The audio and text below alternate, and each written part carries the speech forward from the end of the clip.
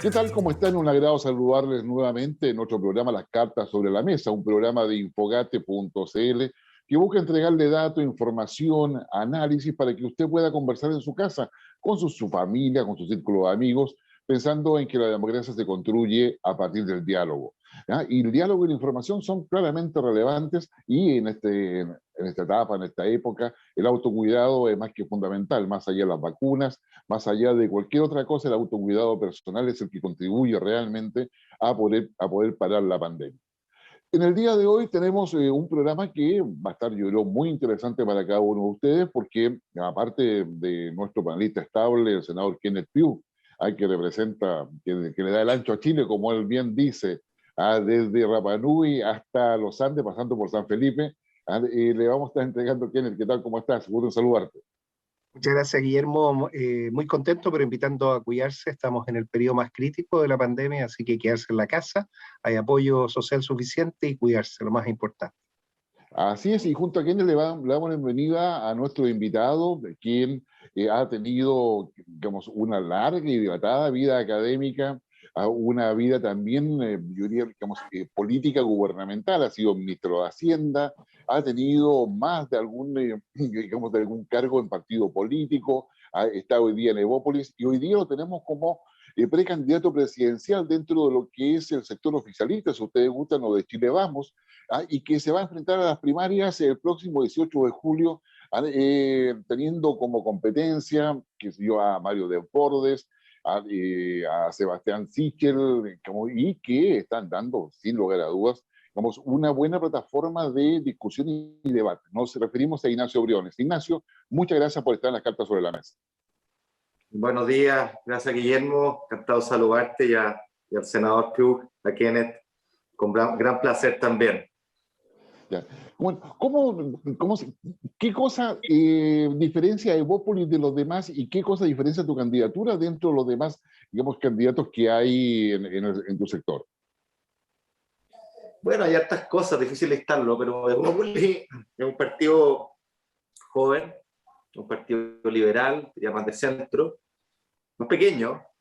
Me ha tocado conocer la red territorial a lo largo de todo Chile, quedo bien impresionado.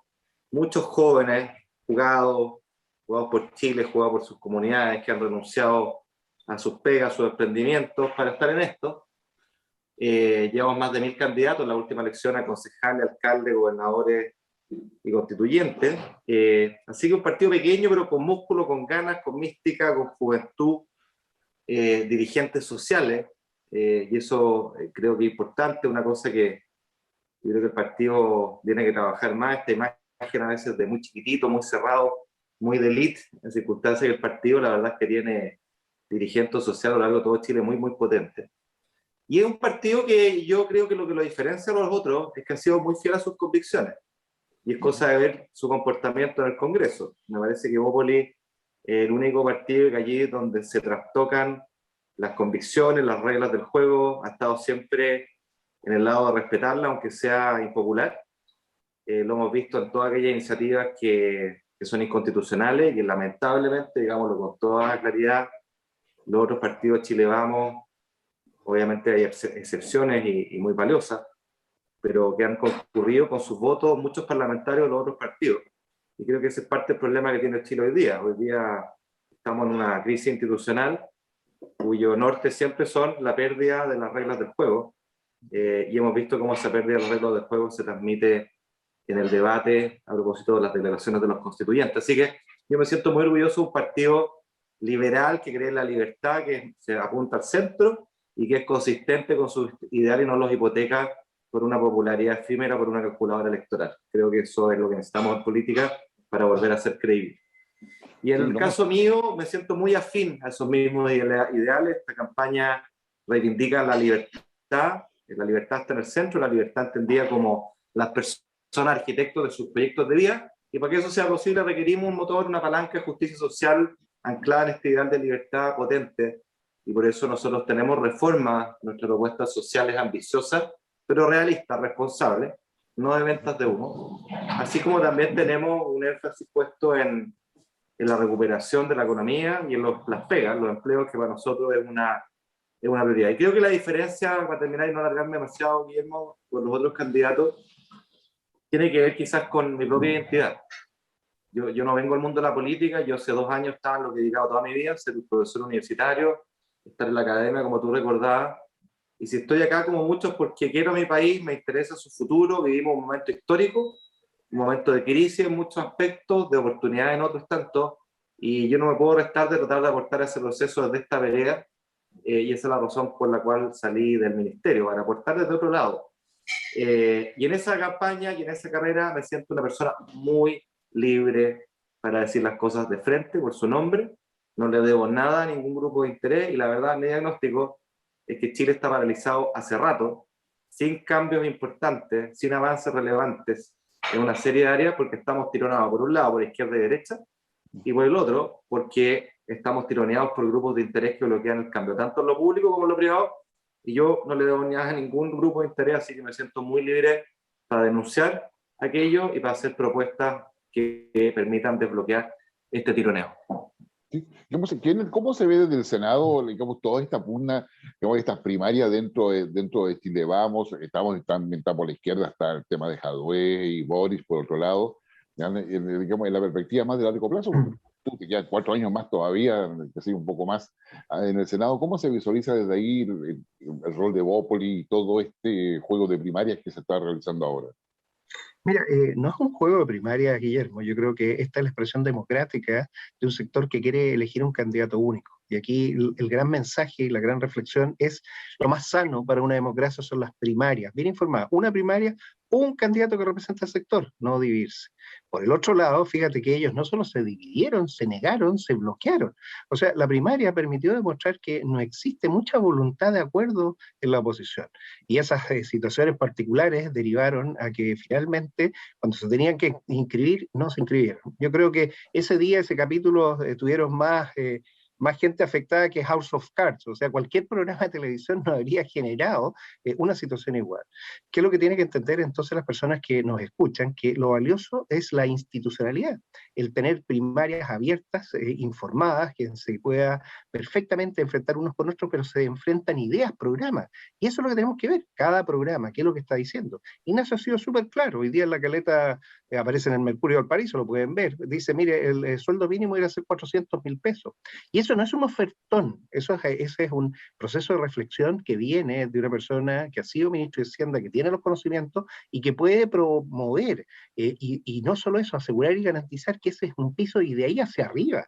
Entonces, aquí quiero yo invitar a todos a que lean los programas, vean las diferencias y vean si las personas que dicen aquellas cosas tienen las competencias. Se requieren políticos con competencia y ahí es lo que cada uno marca en ese sentido la diferencia, Guillermo. Sí, sí, digamos, Ignacio, tú hablabas de que hay una crisis institucional. Esa crisis institucional, digamos, es solamente política, social, porque finalmente en la elección de constituyente aparece la lista del pueblo, por ejemplo, que nadie había visto, pero que tiene una representación importante. Es una crisis también económica, digamos, de alguna forma. ¿Cuál es el diagnóstico con el cual tú estás enfrentando todo esto? Oye, primero una pequeña precisión a lo que decía mi querido amigo Kenneth.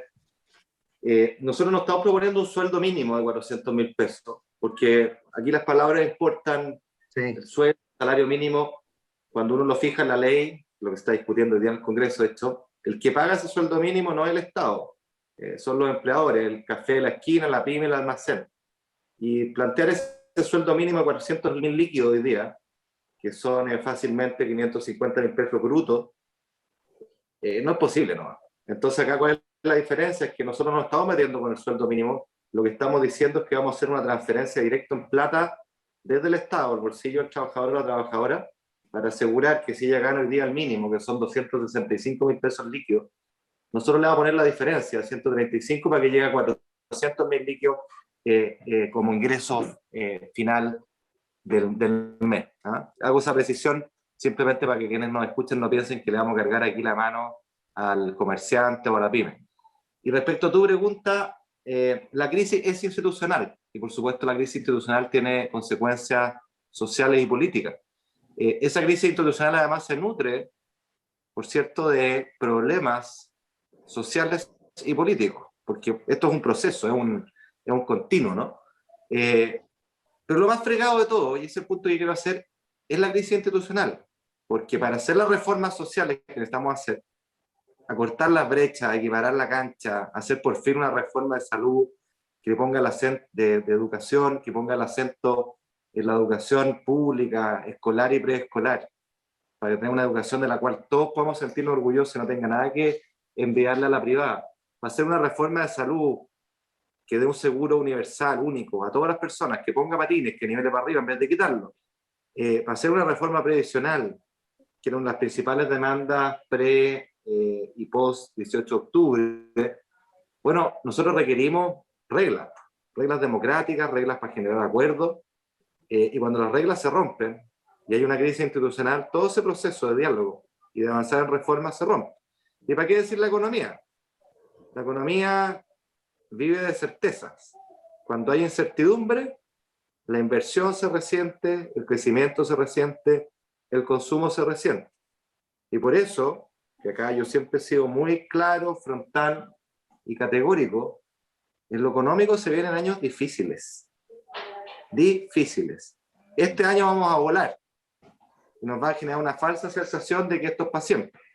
Y yo quiero prevenir, esto no es para siempre. Este año vamos a tener un rebote importante, producto de dos cosas. Producto que el año pasado hicimos la pega, con medidas que permitieron mitigar fuertemente los impactos económicos del año pasado, pese a tener la peor crisis de nuestra historia, y sobre todo sentar las bases para una mejor recuperación. Chile va a ser el único país que va a crecer más de lo que cayó. Y la segunda razón es la gran cantidad de liquidez de plata que anda dando vueltas, que tiene que ver con los 3 retiros y tiene que ver con las ayudas del Estado. Lo mostraba el Banco Central el otro día, y eso va a generar un boom de consumo y va a agregarle crecimiento a la economía, pero eso no dura para siempre, y eso lo hay que tener a la vista. Tenemos años difíciles, con desempleo estructuralmente alto, y tenemos que hacer la pega económica. Entonces, todo esto se retroalimenta, Guillermo, pero la condición necesaria para que todo lo otro fluya es que arreglemos o que tengamos una institucionalidad relativamente estable, donde confiemos en nuestras reglas y no donde las pongamos en jaque, que es lo que ha venido pasando un tiempo a esta parte, lamentablemente, y por eso nosotros, y yo en particular, siempre he alzado la voz con mucha fuerza, porque ese es el debilitamiento más profundo de la democracia, y sabemos cómo los procesos parten, pero no cómo terminan. Sí, no, eso efectivamente, y eso, bueno, basta ver el vecindario como está solamente para poder saber que ello es así. Digamos, en la mirada de largo plazo que se está discutiendo en el Senado, ayer o en estos días tú participabas en todo lo que es el lanzamiento de todo lo que es el país digital, la digitalización, todo eso. Digamos, hay una hoja de ruta que está más o menos delineada, que se haya discutido en el Senado para lo que viene por delante por Chile, y luego le voy a preguntar a Ignacio, bueno, cómo quiere construir el futuro de nuestro país. Mira, por lo pronto, Guillermo, lo que existe es una ley que ya tiene reglamento aprobado, que es la 21.180, la Ley de Transformación Digital del Estado. Ignacio lo dice muy bien también cuando comunica en el diario hoy, que son los trabajos formalizados, aquellos que van a poder recibir un aporte del Estado. ¿Qué ha pasado? El Estado no tiene toda la data que necesita y tampoco los trabajos están formalizados. Entonces, si queremos tener una institucionalidad robusta, lo primero que tenemos que hacer es usar la tecnología como un medio para formalizar las actividades. Fíjate, Guillermo, que una de las cosas que estuvimos discutiendo y que hemos aprobado fue el bono especial para los feriantes, las ferias libres. Las ferias libres pueden estar formalizadas digitalmente y no solo eso, pueden tener hasta delivery. O sea, ese concepto que hoy lo hemos visto ampliamente usado en la pandemia es algo que perfectamente puede ocurrir. Y aquellas personas que estén trabajando con plataformas también van a estar formalizados y el empleador también se va a tener que hacer cargo de una parte de las leyes sociales. La tecnología ayuda a avanzar en temas que era complejo, que no se tenía cómo. La famosa renta presunta. ¿De qué renta presunta estamos hablando? Si tenemos toda la información. Lo que no existe es una visión de arquitectura de interoperabilidad. El Estado, para funcionar de forma armónica, no solo tiene que estar integrado y conversando punto a punto, tienen que todas las transacciones conversar entre ellas y así poder garantizar un nuevo derecho, el derecho al relacionamiento digital del ciudadano con el Estado. ese derecho de relacionamiento digital le trae una nueva identidad digital, una firma electrónica avanzada y un domicilio digital, que son los instrumentos esenciales para poder ordenarnos. Si no tenemos esto ordenado, es dificilísimo. Si las planillas de cálculo que se ocupen, todas se van a desactualizar. Las bases de datos, aunque se pasen unas a otras, se desactualizan en ese mismo momento. Yo creo que también esta pandemia y este momento que estamos viviendo, este cambio porque no es una época de cambio, es un verdadero cambio de época. Esta es una época nueva y es una época digital. Y yo por eso he hablado de la República Digital, la nueva República Digital por la razón y la fuerza de los datos. Más data, menos guata, el Estado puede hacerlo, pero se requiere de esa visión. Y no es solamente la visión formal política, se requiere de un nuevo liderazgo político. Está convergiendo el mundo físico con el mundo digital. El mundo real ahora es inseparable. Y ese nuevo liderazgo político es el que tiene que sacar a Chile adelante usando las tecnologías. Se puede, es factible, y lo que sí no veo es esa visión de Estado que tú señalas de largo plazo, Guillermo. Sí, ¿cómo lo ves tú? ¿Estamos preparados, Ignacio, para poder enfrentar los desafíos que nos trae la cuarta revolución industrial, o que ya ha instalado realmente? Y la digitalización es uno de ellos, pero también significa cambio de matriz productiva, también significa mayor eficiencia en políticas públicas. ¿Estamos preparados para eso? ¿Lo ves tú? ¿Tú tienes una propuesta en ese sentido? No, no estamos preparados. Ya. Y nos está pasando por delante. Ese es el drama. El simple hecho que uno todavía, muchas personas cuando uno habla del siglo XXI piensan que algo que va a pasar, que es como futurista. Para eso olvidar que ya estamos hace más de 20 años en pleno siglo XXI. Y las cosas se están moviendo rápido. Y yo concuerdo con el senador acá, y lo hemos hablado 1000 veces, y es fascinante hablar con él porque en realidad esto es algo que lo obsesiona, me consta y sabe muchísimo. El mundo de los datos, la ciberseguridad, cómo aprovecharlo. El siglo XXI es el siglo de los datos. Y nosotros estamos desaprovechando los datos en muchos ámbitos. En el Estado es realmente lamentable, ¿no? Esta pandemia lo que ha desnudado es la falta de datos que teníamos respecto a las personas, su información básica para poder llegar, la desactualización de datos, y acá la posición esto lo omite, por supuesto, pero la verdad es que en el registro social de hogares, que es la pregunta que hizo el gobierno anterior para actualizar la información, había acá información de personas con 8 o 10 años de antigüedad, que no sirve, si esa información no sirve, uno puede tenerla en tiempo real. Entonces, creo que tenemos un problema a nivel de política de Estado. ¿Para qué decir abrir los datos del Estado para que sean disponibles para el público? ¿Para qué decir los datos de la información de los trabajadores del Estado? Yo siempre digo esto, en Chile no hay ni una persona, ni el Contralor, nadie, que pueda decirte con exactitud cuántos funcionarios públicos hay en Chile. Hoy día. Yo desafío a quien te lo diga, no hay nadie. Y en parte era porque ni siquiera teníamos la nómina, los municipios no tenían que informar la nómina de sus empleados. Hasta noviembre del año pasado, que yo lo metí medio de contrabando en la ley de reajuste y en la ley de presupuesto, de forma tal de que los municipios quedaron obligados. Pero tú imagínate una empresa que no tiene la nómina de sus empleados, es decir, cuántas personas tiene y a cuánto le paga. En un municipio además es terrible porque eso es caldo de cultivo para la corrupción. Entonces nos falta mucho, nos falta realmente mucho. Yo creo que este es un tema que hay que tomárselo muy, muy en serio, porque datos es mejor política pública, es mejor información en beneficio de las personas, es llegar mejor, y esto tiene que ser un eje fundamental de la modernización del Estado, al menos así nosotros lo tenemos planteado. Y en el mundo privado, creo que va de la mano, y por eso vuelvo al tema de la educación, de verdad tomarnos en serio el paradigma de la educación. O sea, que cuando tú tienes analfabetismo digital, que va de la mano con analfabetismo funcional en muchas otras áreas, estás cerrando la puerta a aprovechar la oportunidad del siglo XXI. Acá nosotros necesitamos avanzar en que las personas, los chicos, las chicas sean educados en el pensamiento crítico, en el pensamiento autónomo, porque ese es el piso sobre el cual se construye el mundo digital, el mundo de la innovación, el mundo de la nueva economía. Y a nivel país, mira, con mucha claridad lo digo, nosotros como país, para estos años difíciles, vamos a tener que tener una política fiscal expansiva, al menos los 2 primeros años, de gasto en inversión pública, como lo hemos hecho este año. Y acá hay que ser más estratégico para ver dónde vamos a invertir. Y lo que nosotros planteamos es invertir en aquellas áreas que van a apalancar el desarrollo del mañana, y la conectividad digital es una de ellas. ¿Sí? Aquí hay que entender que la Internet es un servicio tan esencial como la luz o como el agua. Tiene que llegar a todo Chile, y tiene que llegar subsidiado, que no puedan pagarlo, porque quedarse afuera de ese carro es coartar muchísimas posibilidades de desarrollo, de libertad, de emprendimiento y de oportunidades para Chile. Así que creo que tenemos una gran tarea que solo puedo acordar con Kenneth, y ojalá lo pueda tener de asesor para eso, porque es una de las personas que conozco que más sabe de este tema y además le apasiona, así que esa es una combinación maravillosa. No, eso sin lugar a dudas, Ignacio. Ignacio, quiero hacer como otra pregunta, ya nos va quedando poco tiempo.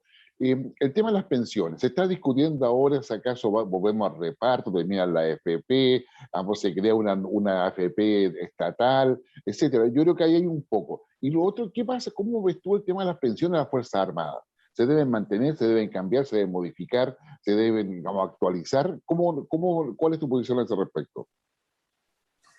Yo siempre pienso que el diálogo es maravilloso y ningún tema puede estar vetado a la discusión. Y creo que es importante someter este tema a discusión, ¿sabes por qué? Para evitar precisamente la instalación de slogans. Porque este es un tema complejo. Es cierto que las Fuerzas Armadas tienen un régimen propio que se basa en una lógica de reparto, que es tremendamente oneroso para el Estado, se cuesta caro, y de hecho si uno extrapolara ese régimen que tienen el personal, las personas que jubilan de las Fuerzas Armadas, al resto de Chile sería simplemente infinanciable, no se puede. ¿Ya? Pero el tema no es tan simple como decir, ¿sabes qué? Que ellos tengan el mismo sistema de la noche a la mañana que tiene el resto, porque esto se sabe poco. Uno de los principales problemas en las Fuerzas Armadas es la retención de aquellas personas que tú has formado y tienen altas competencias. Y en cualquier empresa eso es a través del sueldo, ¿no es cierto? Tú, una persona que les pagas bien, se queda en la empresa. Los sueldos en las Fuerzas Armadas en general son bajos. Entonces el gatillo, el incentivo para retenerlo, ¿dónde está? No está en el sueldo, sino que está en la jubilación. Yo te voy a pagar mal para que te quedes conmigo, aun cuando una empresa privada te ofrezca que tú seas su piloto de helicóptero y ganas 3 veces más. Yo no te puedo pagar 3 veces más, pero te voy a ofrecer que si te quedas conmigo, vas a tener una pensión sustancialmente mejor que la que podrías obtener allá. Entonces, eso es lo que hay que poner en la ecuación. Hablemos de esas pensiones, pero eso te lleva naturalmente o directamente a hablar de los sueldos del personal de las Fuerzas Armadas, del contingente de las Fuerzas Armadas. Así que, pero yo creo que es un debate que hay que tener naturalmente. Sí, no, sin lugar a dudas. ¿Cómo se ve ese tema desde el Senado? Mira, todo lo que es el tema previsional va a ser revisado, y esto es algo que es una de las propuestas que existen en los diferentes sectores. Si hay algo que tenemos que preocuparnos es entender que los sistemas previsionales funcionan en la medida que las personas no tengan lagunas. Cada periodo en que no se está imponiendo, se generan las lagunas previsionales, es muy difícil hacerse cargo después. Entonces, la mejor política para poder tener buenas pensiones es el pleno empleo. El pleno empleo, el tener a todas las personas contratadas y formalizadas, que estén aportando a su sistema. No sacamos nada con tener personas que trabajen y que no puedan aportar a su sistema previsional. Esa primera medida es esencial. Lo segundo, y tal como se ha señalado, las Fuerzas Armadas representan una parte pequeña, tienen una diferenciación y una especificidad distinta. De hecho, se les prepara para trabajos que después algunos ni siquiera se pueden realizar en la vía civil, por la naturaleza misma y propia. Tienen 20 años que no tienen pensión. ¿Por qué? Porque tienen que solo trabajar. Y si se llegaran a ir antes de los 20 años, no van a recibir nada. Y no tienen lagunas previsionales. No hay ningún día en que no hayan estado o faltado al trabajo. Para poder entender los sistemas de pensiones tenemos que ver la naturaleza de cada uno de ellos y entender que lo más valioso es el aporte del trabajo diario. Si logramos que las personas trabajen permanentemente, trabajo estable y bien remunerado, los problemas de pensiones se van solucionando. La pensión, por lo tanto, es el producto de un esfuerzo de una nación que ha creado un sistema de incentivos para desarrollar el emprendimiento y la innovación, la posibilidad de crear conocimiento, de generar esos recursos, y así en base a esos recursos generados, aquellos que lo han hecho pueden tener su ahorro individual, y aquellos que no lo han alcanzado por diferentes razones, pero en algunas circunstancias, pueden recibir los apoyos solidarios necesarios. Entonces, veamos la pensión como un sistema no es solamente algo puntual que corresponde a un minuto, es de toda la vida. Se discute desde poder asignar recursos al momento del nacimiento, son algunas ideas extranjeras, que vayan acompañando a las personas porque el ahorro puede ser permanente. También hacernos cargo de todos aquellos que quieran en forma independiente también trabajar, pero siempre manteniendo ese ahorro que es tan importante. Todos ahorran, todos, todas las personas están contribuyendo con su trabajo y en base a ese trabajo que hacen, una parte queda para poder tener pensiones dignas después que ya. Sí. Digamos, Ignacio, uno de los temas que sin lugar a dudas lo mencionaste tú al inicio, que tú no estabas para defender intereses, no vienes del mundo de la trama de intereses que claramente, y más allá de la legitimidad que puedan tener, terminan enturbiando el quehacer político. ¿Cómo ves tú la lucha contra la corrupción? Porque ahí está metido el crimen organizado, está metido la cadena de favor, está metido digamos, las redes políticas y sociales que se van construyendo para poder darle forma a un núcleo de poder. ¿Cómo tú ves o qué propones respecto a qué podemos hacer como país para luchar contra la corrupción? Primero, Guillermo, una cosa muy breve en materia de pensiones, porque creo que es un tema importante, complementando lo que dice el senador. Acá, olvidémonos por un rato la AFP, del modelo, del sistema. Hay una primera cosa muy clara que todos tenemos que entender, que las pensiones se pagan con plata. ¿Ah? Esto es como una máquina que tiene plata de entrada y tiene plata de salida cuando uno se jubila. Y si hay menos plata de entrada, o hay menos plata acumulada, hay menos pensiones, así de simple. Y eso es independiente del sistema. Las personas tienen que aportar. Segundo principio, la plata de las pensiones siempre viene de las personas. ¿Ah? Acá, no sé, quizás hay algunas personas que creen que es como que el Estado puede poner la plata por las personas, pero el Estado no tiene una máquina de fabricar billetes. El Estado, la plata que tiene es un mero intermediario de plata que viene de las personas, de la empresa, sus cotizaciones, sus impuestos, pero la plata viene siempre de las personas. Y por eso que acá, para poder mejorar pensiones, acá hay dos elementos en juego. Tenemos que cotizar más, pero tenemos que hacer que más personas pongan plata, porque hoy día muy pocas personas ponen plata. Y eso es válido para los ahorros individuales como para la solidaridad, ¿no? Que son dos componentes que tiene que tener el sistema. Y por eso nosotros acá hemos planteado una idea fuera de la caja. Tenemos que romper el paradigma de que las cotizaciones para la pensión se tienen que hacer, solo se pueden hacer a través del sueldo. Porque ¿sabes lo que pasa? Los trabajadores que tienen un trabajo formal son cada vez menos. Y sobre ellos pedimos una cotización. Y cuando hablamos de solidaridad, lamentablemente, a ellos les pedimos cargar la mano. Yo lo encuentro muy injusto. Porque hay trabajadores y trabajadoras no formales o empresarios que les va muy bien y que no cotizan. ¿Y por qué le vamos a pedir la mano solo a los trabajadores? Entonces nosotros acá hemos planteado, y si cotizamos por un medio distinto, y si cotizamos a través del consumo, ahorremos a través del consumo. No todos tenemos una pega formal, pero todos por definición consumimos. ¿Tiene complicaciones? Sí, pero hay un punto de partida, hay un inicio que podemos iniciar acá, una partida que podemos hacer, y eso genera que todos pongamos algo. ¿Ah? Y creo que es una línea bien promisoria, al menos lo que estamos proponiendo nosotros. Dos cortitos, referirme a la propuesta de Daniel Jadue. Daniel Jadue ayer ha planteado retirar el 100% de los fondos. Yo quiero advertir, lo he dicho hasta el cansancio, y por eso me opuse siempre a los retiros, porque dije me iba a llevar. Está escrito, esa es la gracia que está escrito. Nos va a llevar un segundo, un tercero, un cuarto y un retiro por el total. Y aquí estamos. ¿Cuál es el drama de eso? Porque eso es lo que no le dicen las personas. No le dicen que si usted retira toda su plata, perfecto, esa plata es suya, sin discusión. Como hay que seguir pagando pensiones mañana, se la van a pedir de vuelta. Le van a pedir que cotice. Pero no le van a pedir que cotice el 10%, le van a pedir que cotice el 20% más. O sea, esa plata que usted retira se la van a pedir de vuelta, pero con creces. Y lo segundo que no le dicen es que por definición cuando eso ocurra, estamos en el sistema de reparto. Un sistema de reparto es uno que usted y yo cotizamos y esa plata no va a nuestra cuenta individual, sino que va a pagar las pensiones de quienes vayan jubilando. Como no hay plata y seguimos cotizando y hay personas que jubilan, se sigue que esa plata de nuestra cotización es para pagar las pensiones de quienes se retiran. O sea, un sistema de reparto puro. Ahí está la trampa, hay que decirlo con mucha claridad y no quedarse con el titular. Respecto a la corrupción, muy breve. Mira, una de las cosas que uno escucha en todo Chile es esto. y la desconfianza de la política tiene que ver con esto. Lamentablemente,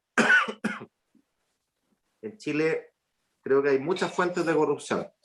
Está el robo directo, que es cuando, a propósito del caso Luminarias, que también involucra al alcalde Jadwe, ese tipo de licitaciones observadas, truchas, y que la justicia tendrá que determinar las responsabilidades, me temo que puede ser una realidad que está presente en más de un municipio y en más de un caso. Y eso hay que abordarlo con mucha, mucha fuerza. Porque a mí en Ñuble la otra vez me decían, no, si se sabe que el no sé quién es amigo de no sé qué para el agua. Cuando esa sensación empieza a cundir, justa o injustamente, las personas desconfían de la política y pasa lo que está pasando hoy día. Que nadie cree nada, que los partidos políticos están por el suelo, parece ser fundamentales para la democracia. Necesitamos volver a hacer buena política.